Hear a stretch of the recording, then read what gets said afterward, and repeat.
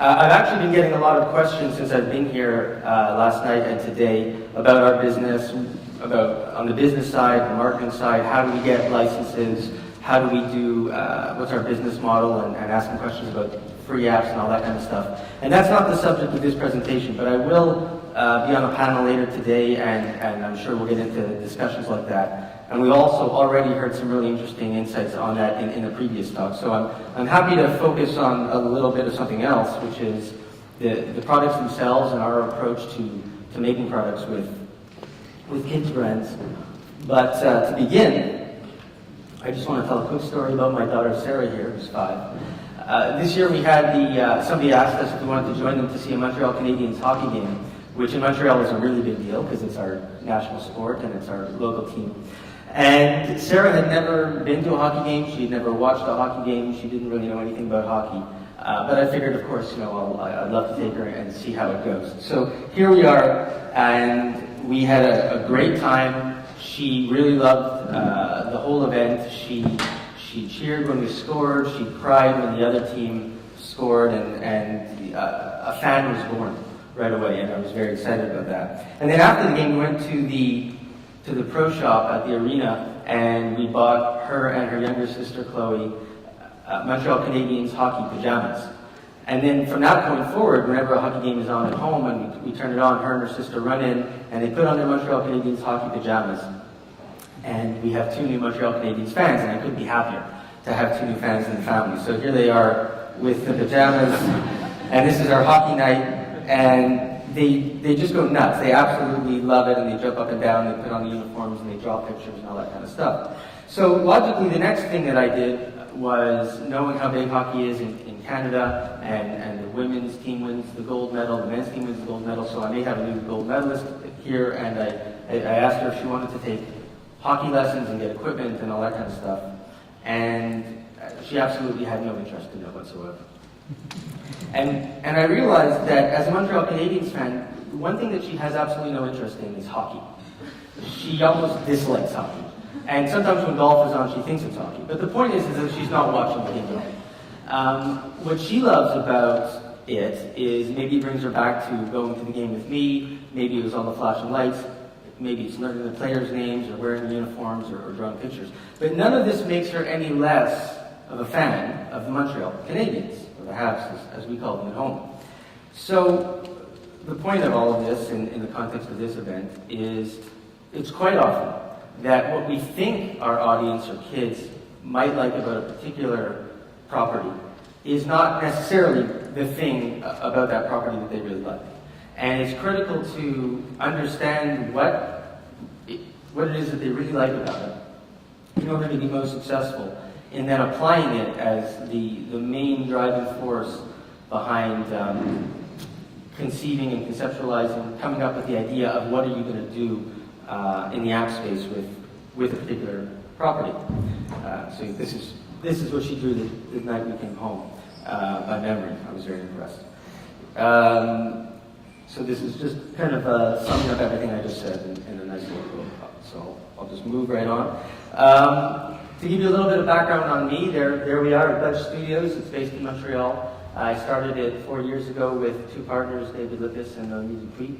And we develop in-house and publish apps for kids, almost entirely based around the most popular and international kids properties and brands, characters in the world. And we've had a wonderful 4 years doing it. We've definitely had a lot of success, and we've had other apps that have done less well. We work with, amongst others, some of the licensors you can see up there, and the characters right below it, and we're available on all of the major mobile app platforms. Like I said, we have had a lot of success, whether it's like Verena mentioned, Caillou Checkup, for example. It was actually the #1 free app in the Canadian App Store and many other countries when it launched recently. And we've had others have that sort of success, whether it's in the download ranks or grossing or whatever metric of success you want to look at, good reviews or just, hearing from kids and parents who like what you do. We've had a lot of success, and we've also had apps that have performed less well, which is essentially the subject of what I want to talk about.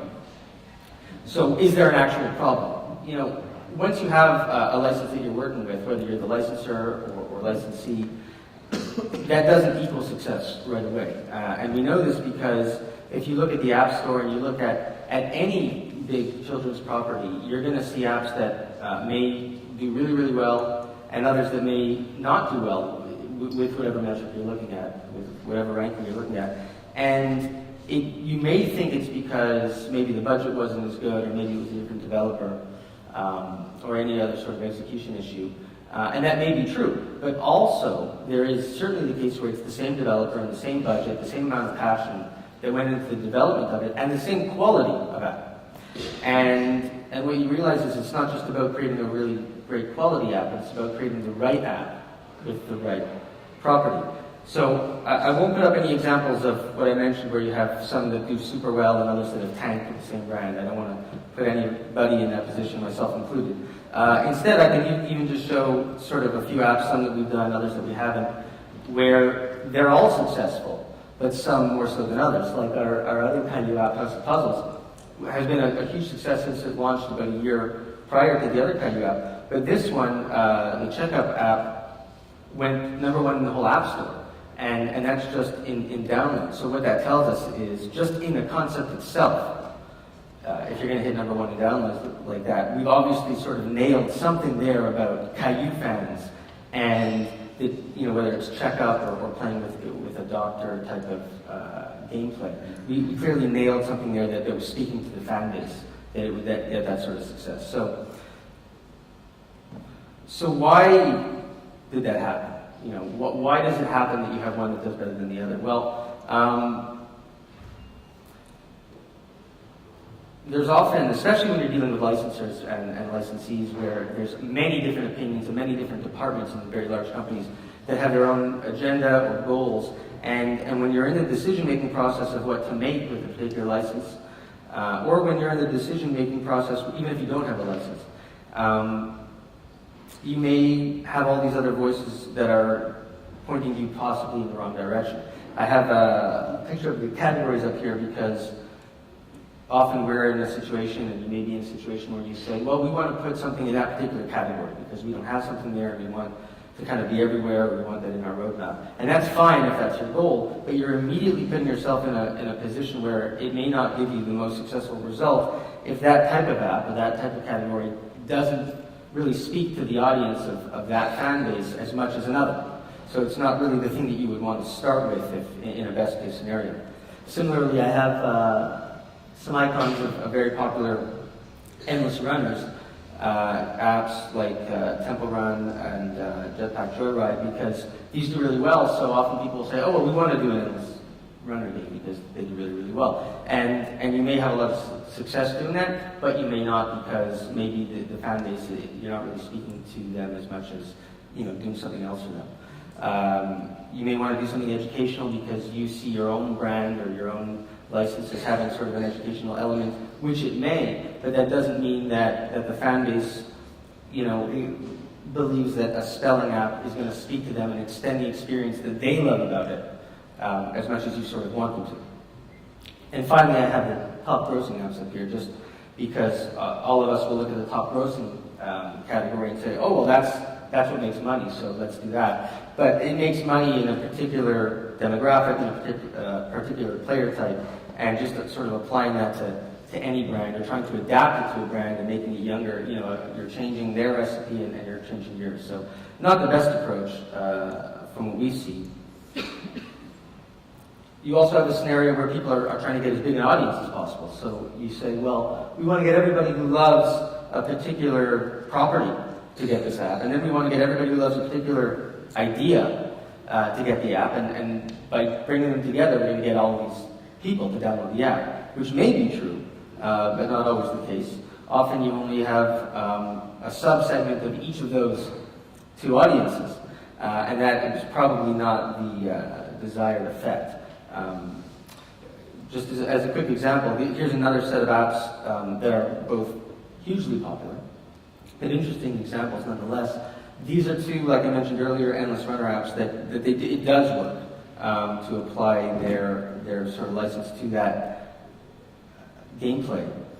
But what I've seen in just looking at the App Store rankings or just sort of watching players, the Despicable Me app, that crossover, if I were to show you this sort of slide before, I think it would be almost a total perfect circle in that it seems to be that the type of person, the type of demographic, the type of interest of the movie Despicable Me and that particular game just is a beautiful match. Brave Temple Run, huge launch, huge success, still does well. May not have the same tail because you can imagine that there may be Temple Run fans out there who don't really associate themselves with the movie Brave, or more likely, there may be Brave fans out there, which is a very sort of wide demographic, could have a very preschool audience, that wouldn't even be able to play that game. So that's okay, but again, if your desired effect is to get as many people as possible, you want to just make sure that you've really found the perfect match of concept with the property. So how do you do that? Well, our approach, it's certainly not rocket science. First, we do some research, and we use a variety of methods for that. I have YouTube up here because it's a really interesting way of looking at a property from the perspective of the audience and seeing what are they watching the most. And what you may find if you put a particular property into YouTube is a certain episode that's got hundreds of millions of views. And clearly, not only did they like that show, but that particular episode resonated really well because it was about pirates or something. So now you have like a certain subject matter that you can now think about adding into what you're doing because you know they like that. And not only to look at the actual content on YouTube, which is probably there illegally, but you can look at user-generated content around a property, and you may see a fan posting a video of how to dress up or do some makeup to be a particular character, and that's the most popular video on YouTube around that brand. And what that tells you is not only is the brand really popular, but that audience also really likes the idea of makeup and Halloween costumes, so maybe you want to do something around arts and crafts or makeup or dress up because that resonates with them as well. And we look at consumer products outside of the app space, and we see, for example, looking at Amazon, is that property most popular in toys and books? If so, which book, which toy, etc. And we look at the platforms themselves, like the App Store, Google Play, and Amazon, and see what else is out there with that brand that's doing well, or with other brands that are speaking to the same demographic that do well. But all of that having been said, the best type of research you can do is asking them, like I did. I asked Sarah, do you like hockey? She said no. So that answered that. And just to kind of solidify that experiment, I decided to ask her what she liked about the movie Frozen, which is currently her favorite movie and it's the biggest movie of all time. And we're not working with that property, so I just wanted to sort of test out this theory that you can ask them and see where that goes, just with straight up questioning to a child. So I asked her, what do you like about the movie Frozen? And she said, well, what I thought she was going to say was something about sisters, because it's about sisters, something about the music, because we listen to the music all the time and she loves that, something about maybe the girl power and how it's Disney did this interesting thing where it's not the male love interest in the end, but they switched around on you and it's the girls that are really the heroes of the story. But it was none of those things. What she said, her favorite thing about Frozen was Elsa, which wasn't all that surprising. It's one of the two main characters. It's not Anna who is the one with the love interest, but nonetheless, it wasn't all that surprising. And I said, what is it about Elsa that you like the most? And she said, it's the ice castle, which I thought was a really kind of weird, vague answer. But then I thought about it, and for those of you who've seen the movie, which is probably many of you, I realized that the ice castle is this thing that Elsa builds to leave her childhood behind and to take off her gloves and let it go, which is the main title song, and be herself, and it's a whole coming of age story and being grown up and being yourself, and that's what really spoke to her. So it wasn't very surprising, but it was interesting that it's not necessarily the thing I would have picked up on right away as the focus of what works so well. Of course, she's not alone in this, and I can prove the theory with the $1,000 Elsa dress on eBay, because Disney stores all across North America sold out of everything that had Elsa in it, because this resonated with that audience so tremendously well that even Disney couldn't see it coming, that sort of demand on Elsa stuff particularly. And then Disney realizes this as well, because when they launched the movie, they put out their storybook app, which features both Anna and Elsa. And then, well, in the meantime, they've updated some other apps that previously didn't have Frozen content. Now it does. So these two apps here, you saw what their icons looked like before there was Frozen content. And now that they've added some Frozen content, of course, Elsa appears on both of them. They didn't even switch Anna and Elsa, one on each. They went with Elsa both times because they do understand this is the thing that's resonating the most, and they're applying this as they can right away. So once you've made that connection and you understand what kids like about a brand, now you can say, well, what category should we do? You know, do they like arts and crafts? Do they like games? Are they a very young audience? Are they very sophisticated? Do they need something very basic? Do they associate educational content with the brand? And if so, then let's go ahead and do that. And that's what we've done, and that's what other people do who are very successful. So, for example, we've done several strawberry shortcake apps. They've all done very well, but none as well as Strawberry Shortcake Bake Shop, which is a creativity app, and kids can make their own desserts, and they can customize them, and then they can make their own recipes, and they can make those recipes in real life at home with their parents. And it just resonates really, really well with the fan base, more so even than the others that we did. And, you know, her name is Strawberry Shortcake, so it seems sort of obvious, but that's the point. The first app that we did wasn't a baking app, but in hindsight, of course, that's what works the best.